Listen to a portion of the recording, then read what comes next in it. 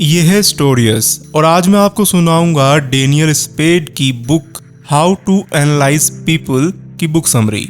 इस किताब को 2019 में पब्लिश किया गया था। बुक के अंदर आप मैनिपुलेशन के 13 रूल्स को सीखेंगे और 7 ट्रिक्स को जानेंगे जो बॉडी लैंग्वेज को पढ़ना और मैनिपुलेटर से निपटना सिखाती हैं। कम्युनिकेशन क्लूज की जांच करके आप अपने जीवन में मैनिपुलेट करने वालों को कैसे पहचानें, या क्या आप स्वयं इन तरीकों का उपयोग करने के गिल्टी हैं। एक बार जब आप मैनिपुलेशन के साइन देखते हैं तो आप अपने जीवन में आने वाले सभी लोगों को जान सकते हैं कि वो आपके बारे में क्या सोचते हैं। अगर आप लोगों की बॉडी लैंग्वेज को पढ़ सकते हैं और मैनिपुलेटिव रिमार्क्स को समझ सकते हैं तो आप अनजाने में मैनिपुलेट हो जाने से बचते हैं। आप में दूसरों के इरादों से प्रभावित होने और प्रेरित होने की पॉसिबिलिटी कम हो जाएगी और आप अपने आसपास के अपॉर्चुनिटीज के प्रति ज़्यादा रिसेप्टिव होंगे। इस किताब में 5 चैप्टर्स हैं, जिनमें सबसे पहला चैप्टर है 13 लॉज ऑफ मैनिपुलेशन। आपके जीवन के प्रत्येक क्षण के दौरान आपका दिमाग किसी न किसी तरह से कंट्रोल्ड या मैनेज्ड होता रहता है। हमेशा किसी न किसी प्रकार का मन पर कंट्रोल या मैनिपुलेशन चलता रहता है और अधिकांश समय आपको इस बारे में पता भी नहीं चलता है। यह social media, internet news, traditional media, advertisements, यहाँ तक कि कलीग्स, फ्रेंड्स और फैमिली मेम्बर्स के माध्यम से आता है।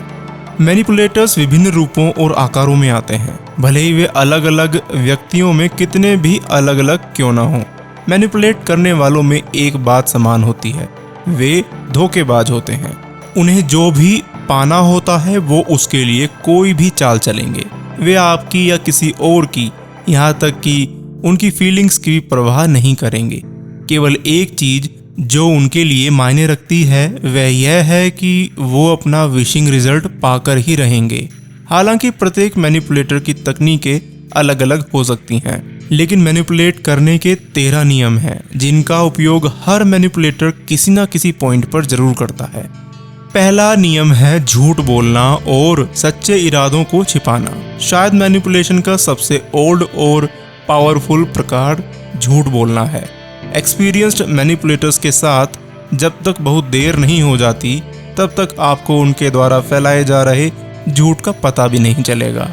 वो अपने एम्स को पूरा करने के लिए धोखे का भी यूज कर सकते हैं। यह आपका फायदा उठाने के लिए उनके रियल इरादों को छिपाए रखने के लिए हो सकता है, ताकि आप जान ना सकें कि वे क्या कर रहे हैं। यहाँ तक कि खेल का मैदान बराबर करने के लिए भी हो सकता है, ताकि वे एक कदम आपसे आगे रह सकें। कुछ तरह के मैनिपुलेटर्स बिना बात के भी झूठ बोल सकते हैं। उसमें कोई कारण होना जरूरी नहीं है, उन्हें बस गड़बड़ी करना और दूसरों की फीलिंग्स के साथ खेलना अच्छा लगता है। दूसरा नियम है ध्यान आकर्षित करने का।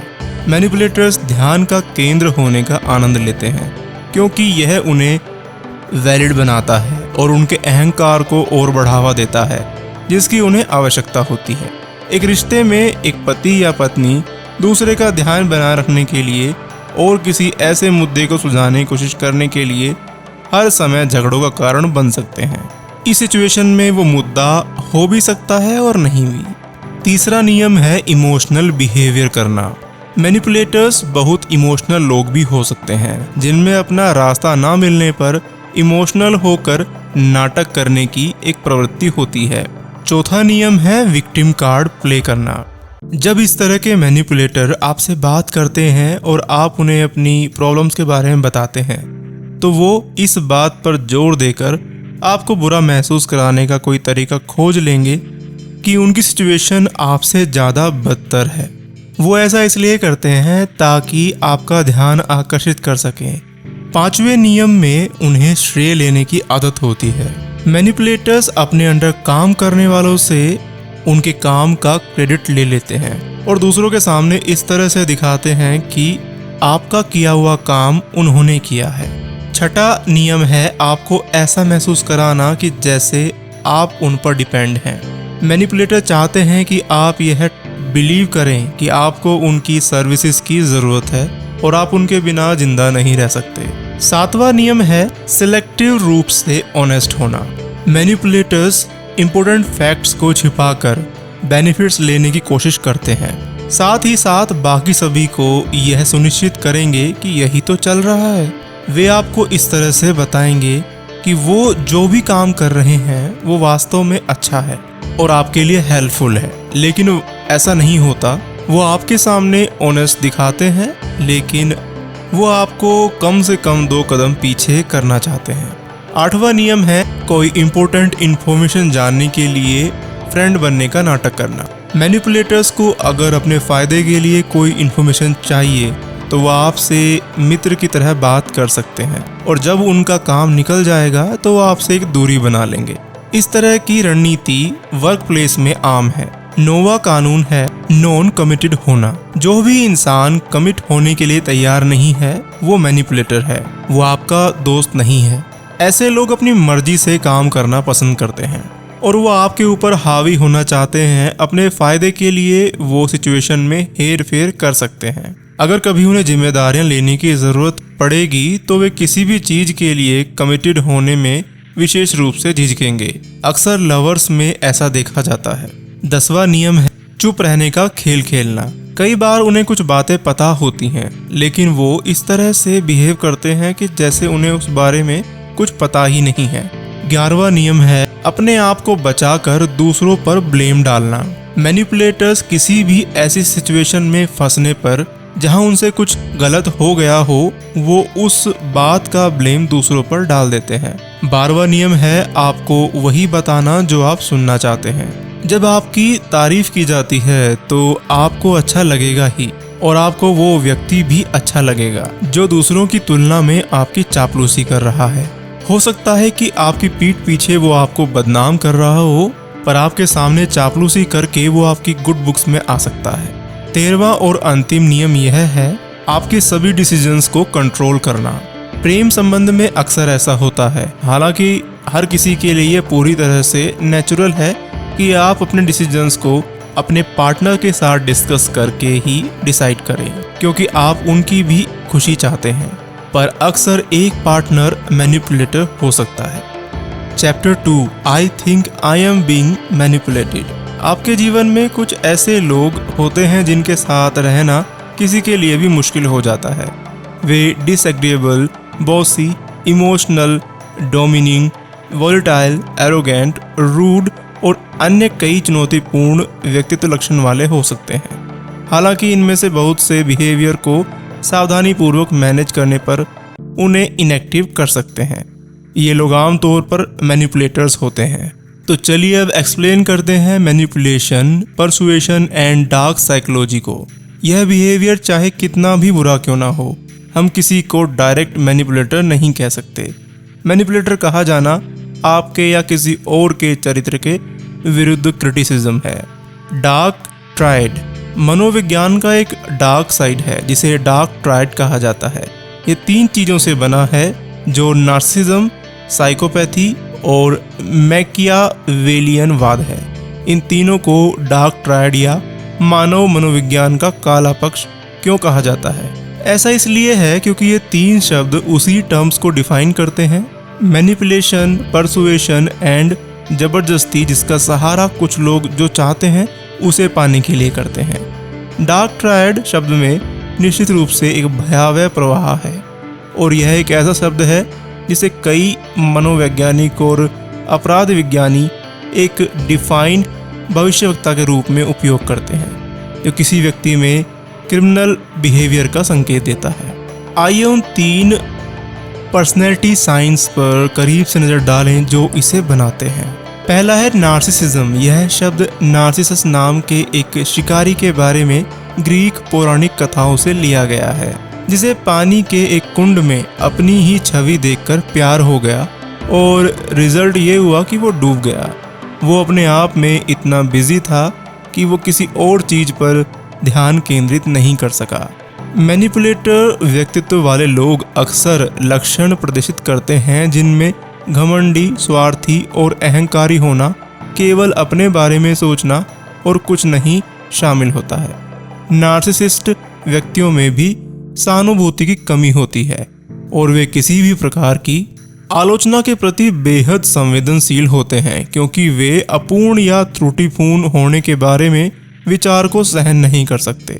दूसरा है मैकियावेलियनवाद। यह शब्द 16वीं शताब्दी के इटली में रहने वाले एक प्रसिद्ध डिप्लोमेट और पॉलिटिशियन निकोलो मैकियावेली से लिया गया है। मैकियावेली तब कुख्यात हो गए जब उनकी पुस्तक द प्रिंस 1513 में प्रकाशित हुई। इस प्रकाशन की व्याख्या मैकियावेली के धोखे और चालाकी के समर्थन के रूप में की गई थी। कूटनीति में होता है, जो लोग मैकियावेलियनवादी प्रवृत्ति प्रदर्शित करते हैं वे अक्सर केवल अपने स्वार्थ में व्यस्त रहते हैं और वे चालाक और नकलची होते हैं। इन व्यक्तियों में नैतिकता और भावना दोनों का अभाव होता है और वे किसी और चीज के लिए तैयार नहीं हैं सिवाय इसके कि जो उनके लिए फायदेमंद होने वाला हो। नेक्स्ट है मनोरोगी, एंटी सोशल बिहेवियर, मैनिपुलेटिव, अस्थिर, शत्रुतापूर्ण, पश्चाताप या सहानुभूति की कमी ऐसे लक्षण हैं जो एक मनोरोगी व्यक्तित्व से जुड़े होते हैं। साइकोपैथेटिक और बीइंग ए साइकोपैथ दो स्पष्ट रूप से अलग अलग लक्षण हैं, जिनमें से बाद वाला आमतौर पर क्रिमिनल हिंसा से जुड़ा होता है या सीधे तौर पर जुड़ा होता है।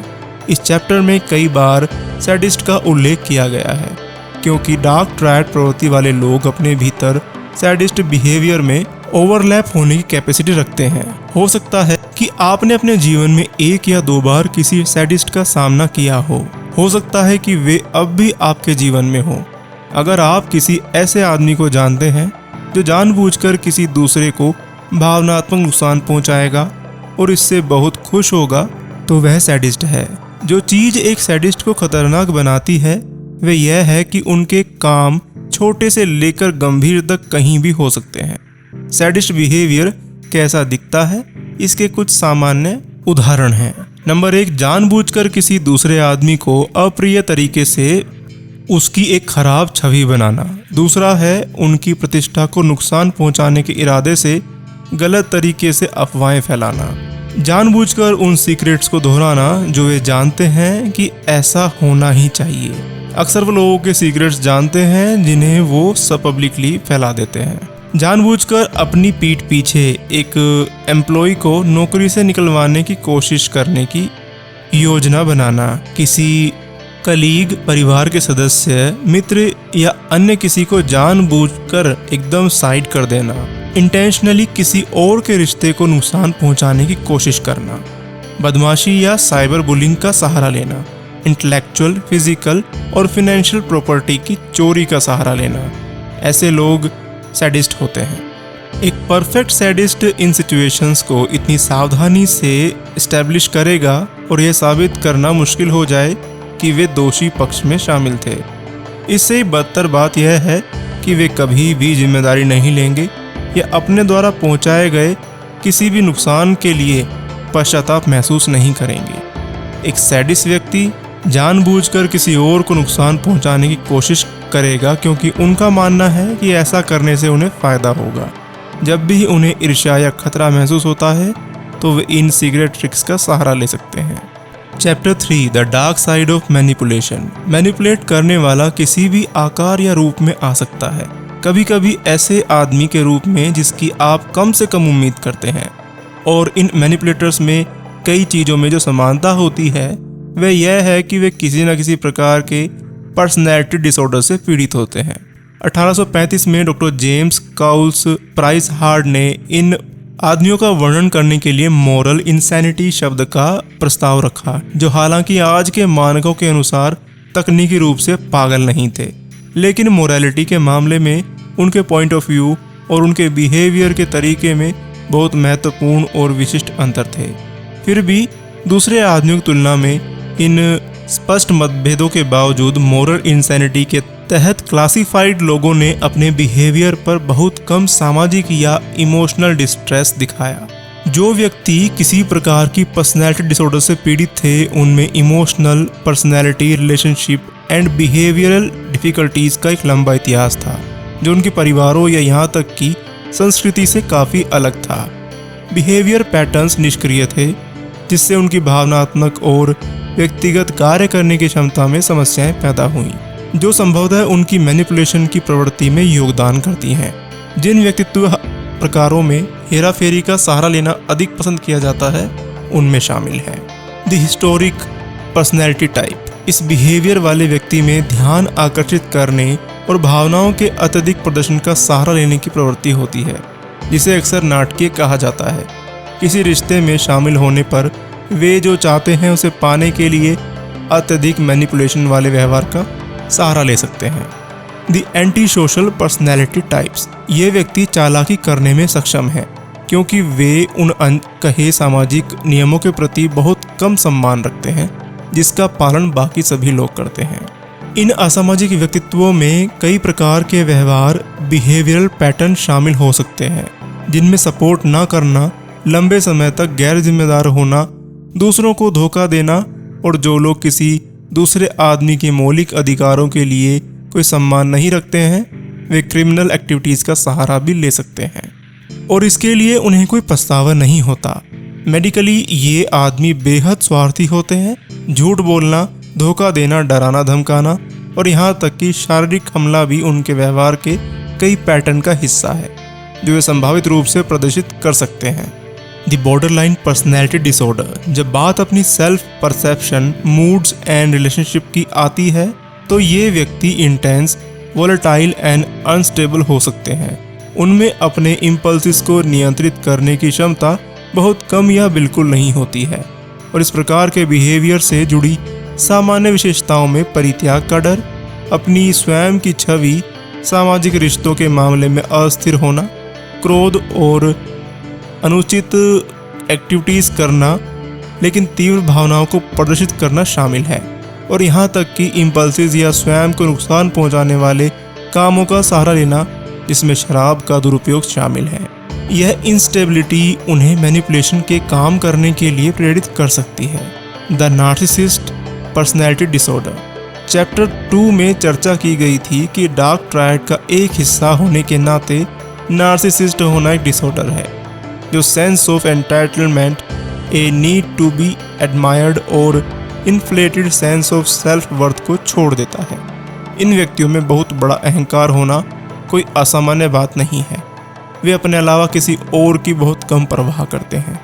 माइंड कंट्रोल टेक्निक्स साइकोपाथ्स के लिए इफ़ेक्टिव होती हैं क्योंकि वे जानते हैं कि अपने आसपास के लोगों को प्रभावी ढंग से कैसे पढ़ा जाए। उन्होंने इसे कला के रूप में विकसित करने के लिए कड़ी मेहनत की है जो मुख्य रूप से अपने लक्ष्यों को नियंत्रित करने और उन पर प्रभुत्व स्थापित करने की तीव्र इच्छा से प्रेरित है। साइकोपाथ्स ने सीख लिया है कि अपने लक्ष्यों को जल्दी से कैसे आकार दिया जाए। वे अपनी कमजोरियों और ताकतों का त्वरित लेकिन सटीक आकलन करते हैं और जैसे जैसे वे आगे बढ़ते हैं वे अपने लक्ष्यों के बारे में अधिक जानकारी इकट्ठा करना जारी रखते हैं जो उन्हें अधिक लाभ और नियंत्रण प्रदान करता है। अगर आपको लगता है कि आपका कोई नोन आपके अगेंस्ट माइंड कंट्रोल टेक्निक्स का उपयोग कर सकता है तो आप इन रेड फ्लैग्स को ज़रूर देखें। अगर आप यू फील आइसोलेटेड, अगर आप अलग थलग महसूस करते हैं तो इस बारे में सुनिए। एक दिन आप चारों ओर देखते हैं और आपको एहसास होता है कि आप किसी तरह अपने सभी दोस्तों को अलग थलग करने में कामयाब रहे हैं और आप अचानक बेहद अकेला महसूस कर रहे हैं। आप निश्चित नहीं हैं कि यह कैसे हुआ, पर आपका एक दोस्त बचा है जिसके पास आप जा सकते हैं। हो सकता है कि यह वही दोस्त है जिसकी वजह से बाकी दोस्तों से आप अलग हुए हैं। You change your behaviour for them, आखिरी बार आपने कब कुछ ऐसा किया था जिससे आपको अपने रोमांटिक रिश्ते में वास्तव में खुशी मिली थी? कुछ ऐसा जो आपके लिए था, बिना इस चिंता या डर के कि आपका पार्टनर क्या कहेगा या उसका रिएक्शन क्या होगा।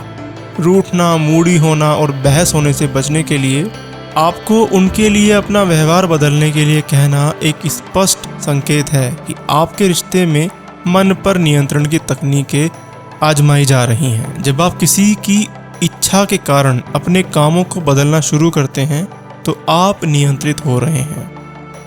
Non verbal cues to control, meta communication नामक तकनीक पर भरोसा करते हुए मैनिपुलेटर आपको अपना मन बदलने के लिए नॉन वर्बल संकेतों पर भरोसा करके आपके दिमाग को कंट्रोल करने का प्रयास करेगा।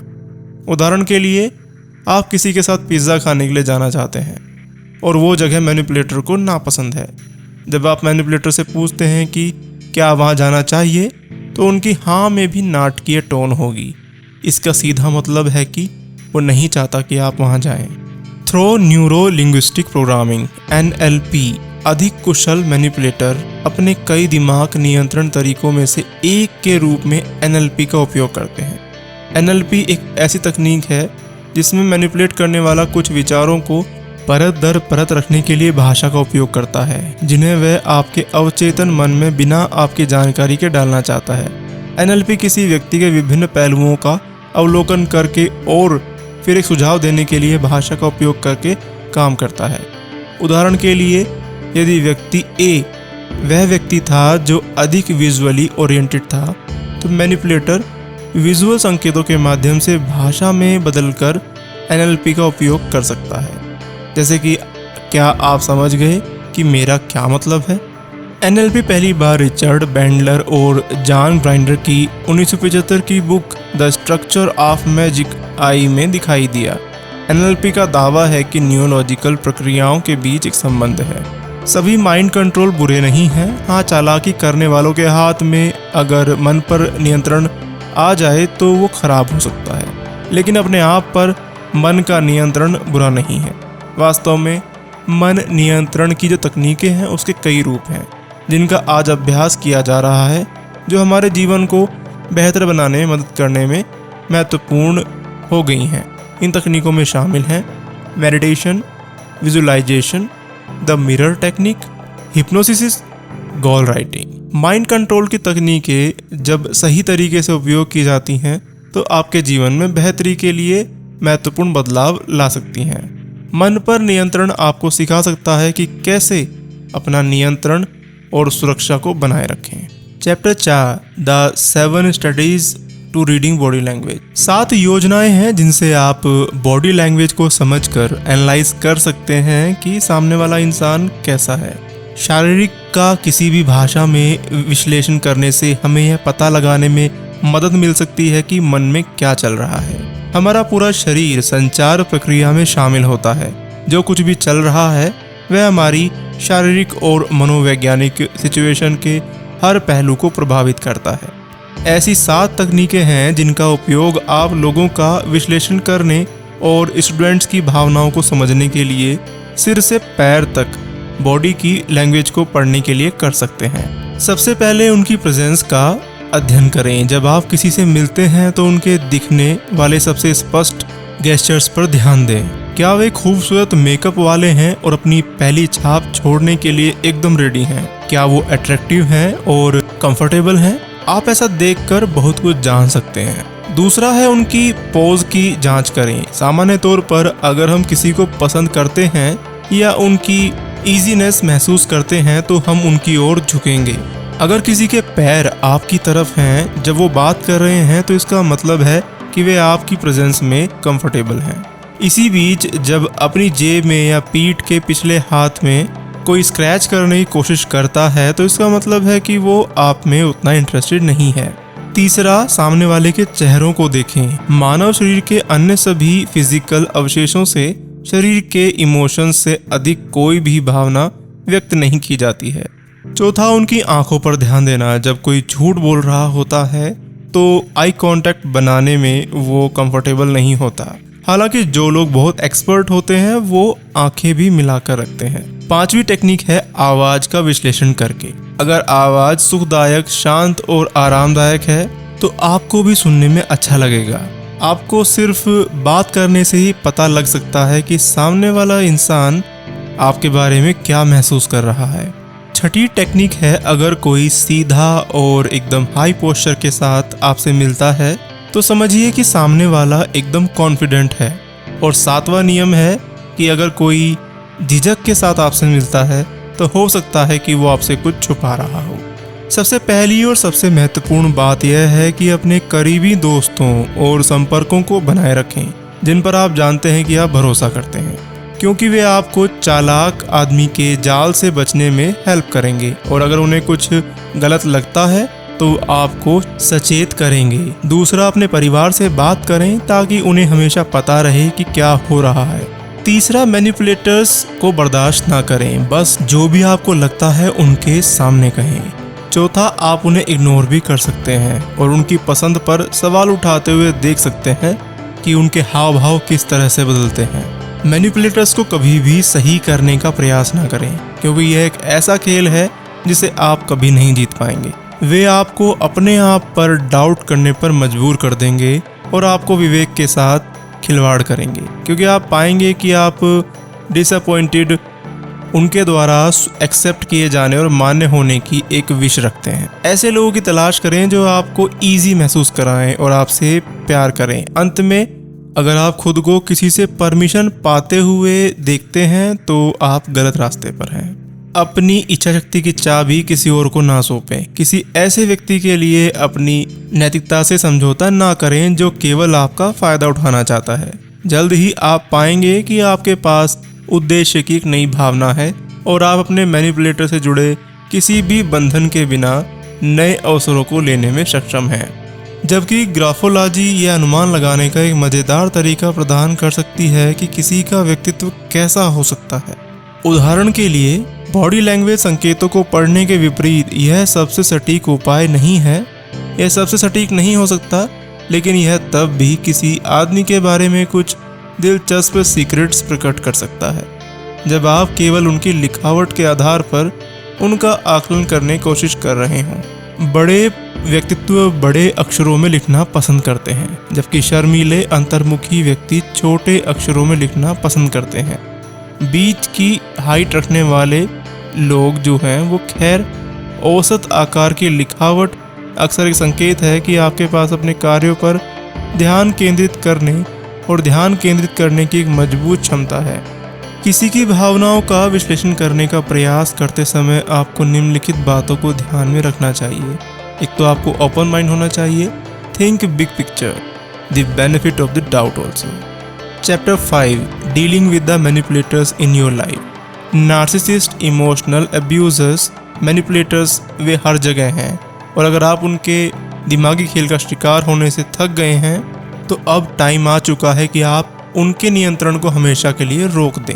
चाहे आपके माता पिता, भाई बहन, दोस्त, कलीग्स, बॉस, पर्यवेक्षक या ग्राहक हों, किसी को भी अपनी असुरक्षाओं से छेड़छाड़ करने और फ़ायदा उठाने का अधिकार नहीं है। किसी को भी आपको अपने बारे में बुरा महसूस कराने का अधिकार नहीं है। ना ही उन्हें आपको कुछ ऐसा करने के लिए मजबूर करना चाहिए जो आप नहीं करना चाहते हैं। आपके पास हमेशा यह अधिकार है। Be respected, express opinions, express desires, establish priorities, say no without guilt, get what you paid for, take action to protect and defend your self against any form of moral, emotional और physical harm, do what is in line with your happiness. आपके जीवन में manipulation करने वालों को manage करने के लिए उठाए जाने वाले अगले कदम कुछ इस तरह से हैं। To stay away from them, to start defending your self against their bullying. एक तो दूर रहें उनसे, अगर वो आपको परेशान करते हैं तो उसके अगेंस्ट एक्शन लें। To not let them pressure you, उनको अपने ऊपर किसी भी तरह का दबाव बनाने से रोकें। टू लर्न हाउ टू से नो, अगर वो आपसे किसी चीज़ के बारे में हाँ करवाना चाहते हैं तो आपको ना कहना आना चाहिए। Two point out the consequences, do not expect anything from them, आपको उनको बताना चाहिए कि उनके बिहेवियर के क्या परिणाम हो सकते हैं और आपको उनसे कोई उम्मीद नहीं करनी चाहिए। To defuse and to exit, आपको वहाँ से चले जाना चाहिए। उनसे ज़्यादा आप बातचीत करेंगे तो वो आपकी मेंटल हेल्थ के लिए अच्छा नहीं होगा। To accept your own skills, आपको अपने पर विश्वास होना चाहिए और अपनी स्किल्स पर भरोसा रखें कि आप उनके बेस पर लाइफ में सक्सेस पा सकते हैं। टू डिटरमाइन योर बाउंड्रीज, आपको अपनी बाउंड्रीज पता होनी चाहिए। किसी दूसरे के कहने से आपको आउट ऑफ द बाउंड्री जाने की ज़रूरत नहीं है। अब बात करते हैं इस बुक के कंक्लूजन की। इस पुस्तक को अंत तक पहुंचाने के लिए बहुत बहुत धन्यवाद। उम्मीद करता हूं कि यह जानकारी पूर्ण होगी और आपको अपने लक्ष्यों को प्राप्त करने के लिए आवश्यक सभी ट्रिक्स प्रदान करने में या सिखाने में सक्षम रही होगी। तो बुक समरी यहाँ पर ख़त्म होती है। तो आपको बुक समरी कैसी लगी आप कमेंट सेक्शन में लिखकर हमें ज़रूर बताएं। आप अगर चाहें तो डिस्क्रिप्शन बॉक्स में मेंशन ईमेल आईडी पर भी लिख सकते हैं। अगर स्टोरीज को आपने अब तक सब्सक्राइब नहीं किया है तो प्लीज़ कर लें। बेल आइकन को प्रेस करना ना भूलें ताकि आप हमारी फ्यूचर अपडेट्स के बारे में जान सकें। यहाँ तक आने के लिए आपका बहुत बहुत धन्यवाद। मैं आपसे फिर मिलूंगा एक नई बुक की बुक समरी के साथ। तब तक के लिए नमस्कार।